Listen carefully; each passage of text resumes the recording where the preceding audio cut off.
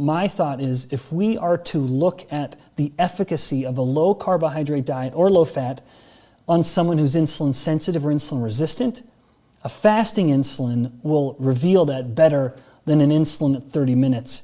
Lest someone think we only have these two studies, truly, I could have brought in dozens of studies that would have compared low fat to low carbohydrate, and never once, to my knowledge, has there never once been a study that shows a statistically significant greater weight loss on a low fat diet.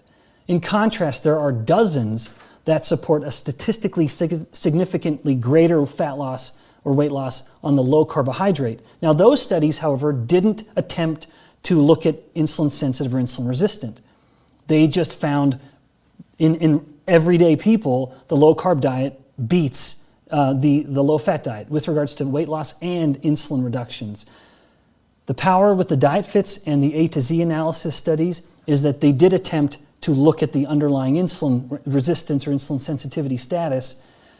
And so we have to just compare these two studies head to head. There are inherent differences. I hope all of you can appreciate there's quite a difference in how they measured insulin resistance, fasting versus at 30 minutes, and the amount of carbohydrates they gave them. Those differences are just so great. 130 grams per day at 30% of calories, as opposed to about 50 grams per day, roughly 10% of calories.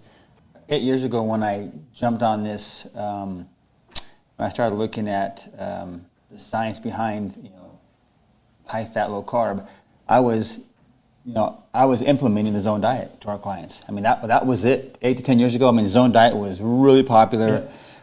And it helped people initially, because most of my clients were on the American standard American diet. They were off of the zone diet, kind of helped them bring it in, yep, eat better, and it helped, but not long term. And I was frustrated, and that's when I really started to look at the data, and that's when I made the switch 8 years ago, and it just hasn't even compared. You work with people that come in almost always that are somewhere towards type 2 diabetes. They come in, most of them are overweight, insulin resistant.